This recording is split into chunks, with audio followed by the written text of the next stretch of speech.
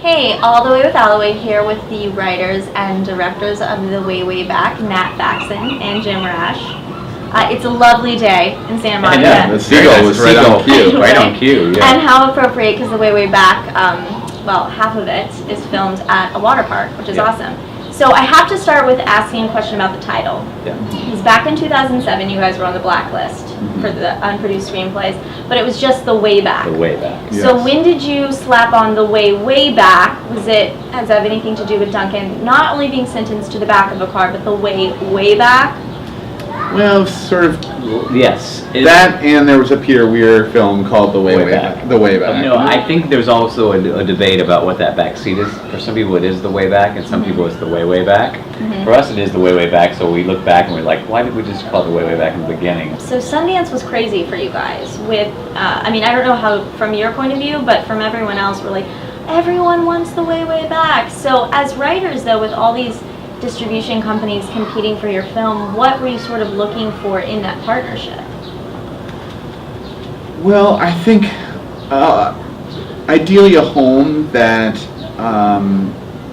fosters these kinds of movies, you know, and obviously we had familiarity with Fox Searchlight from the Descendants, and you know, had a great experience there, and certainly they know how to market these types of movies and understand the tone of them. You know, Fox Searchlight, for example, showed us their trailer, and it like immediately encapsulated the tone of what we were going for. So I think we were just looking for someone who understands these types of movies, who makes these types of movies, develops them, acquires them, and gets it. And so you're just looking for a suitor, I think, that believes in your film.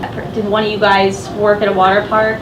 How much of the script is? There's lots of little pieces that we pull from, and the biggest piece as far as like autobiographical is the very first scene of the movie, which is where Trent, Steve Carell's character, asks Duncan what he thinks he is on a scale from 1 to 10, and he says 6 and 3 is the answer. And that happened to me with my stepfather when I was 14. Had that exact same conversation, almost verbatim, on our road trip to our summer destination, which was Michigan at the time. We certainly write with characters in mind when we're working, you know, from our training at the Groundlings Theater and writing lots of sketches. Yeah, that's you know, certainly at the forefront of our brains when we're putting things together. And you know, obviously you have templates or ideas, you know. I think Sam Rockwell's character, for example, you know, we thought a lot about Bill Murray from Meatballs, you know, as an inspiration. While we were writing, we did have Allison in mind. She was somebody that we knew sort of in social circles, so we just knew that she could play this type of character and excel at it. And so, you know, it was really about getting the script in shape and then thinking about who we could put in the roles that would make sense, or that would surprise us, or that would be exciting, or against type, or or people that we love and admire and would love to work with. You know, so. And Steve Carell was totally cast against type, but he was amazing. He was such a douchebag. Like, oh my god, but like coming from a good place. Yes, like, you have certainly Sam and Maya, and you have these people who are certainly come from not just a place of improv, but know how to improvise from character and story, which I think is paramount to really good improv when it comes to servicing a movie. And so they brought more colors, certainly as we shot. So it could also be like discussions in between, or I'm going to try something here. We didn't do like long rolls. We did a day, I think, where one scene where we were rolling and doing sort of long improv. But which scene was it? Well, the one where we improv is not a long scene, but it's the where Duncan first arrives there and watches just their interaction from the deck. Okay. So we did improv there, and a lot of that was just their interplay, because we wanted, that was their first day of really shooting together, and we wanted them to be able to connect and sort of create this repartee, because these are people that have been lived 3 years together, you know. So that was more a function of both for them and also to you know, to let them just play. But on a short budget, you just don't have the time, time frame, and you're using one camera, you know, and that makes improv even longer, because you're trying to match what you had. So if someone did some great stuff on this, and we're doing coverage, and you're feeding that. Right. Whereas opposed to most improvised movies, I would imagine 2 to 3 cameras rolling at the same time, so they're getting all of that at the same time. Tell me about kind of how your writing relationship started, because I think one of the hard things is to find that writing partnership, let alone a directorial partnership. So how did it all begin for you two? It began. Let's go way back to the beginning. It was. If I can imagine. Yeah. Harken back to it. Yeah. Nat's 26, let's say, or whatever it was. It's 15 years ago that we met at the Groundlings. I think our comedy matched up, even though we are opposites. But I think that what we find funny is very universal to both of us.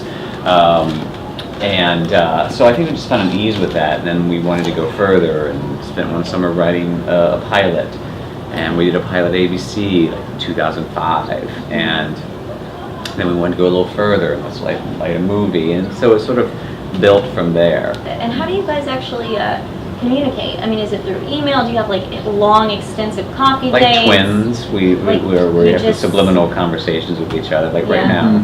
Yeah. That's what are right. you saying? That is right now. I am a very smart man. Thank you. How do we communicate? How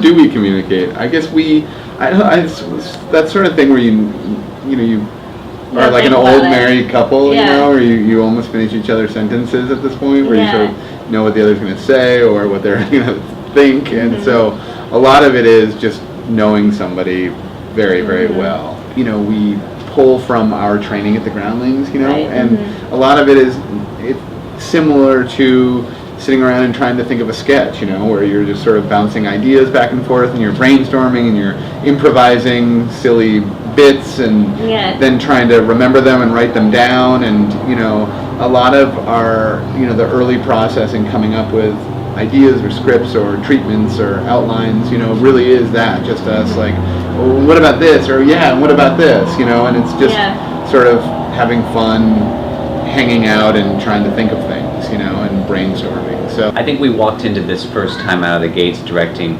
with our strength was going to be on the performance side. Our strength was going to be in knowing not just these as actors. I think we know we appreciate on set. What directors we've worked with. But I think we also have an understanding of these characters, an understanding of intention, an understanding of the scenes. And I think that we functioned as what I like to believe we were able to keep an open dialogue with our fantastic cast. So you guys are on board with directing what you write? You think that's going to be, or does it just depend on the script? I think for now, I think we wanted to stay this course just for at least one more, or 2 more. It's easier for us to take care of this baby than someone else's baby right now. Yeah. So I'm dying to know what's up next for you guys, because you had your first run was like, meh, you want an Oscar. It was like Descendants was okay. Yeah. And then this film is already garnering so much success. So what's next for you guys? Taking over the world. Yeah. Really dominating. What a weird stages, taking over the world. Not bad. No, I think simple steps. We're writing right now. There's 2 projects that we're working on. One with Searchlight again, and the producing team behind The Descendants. The other is a Kristen Wiig project that we're writing for her in mind, or for her. An action comedy, probably a little bit bigger in scope, a little darker, a little grittier. Yeah. So. And when does the film come out? Comes out in July, correct? July 5th. In selected theaters, and then platform release. Awesome. Go see the movie. Please. Thank you guys so much. Nat Faxon JIm Rash, all the way with Alloway.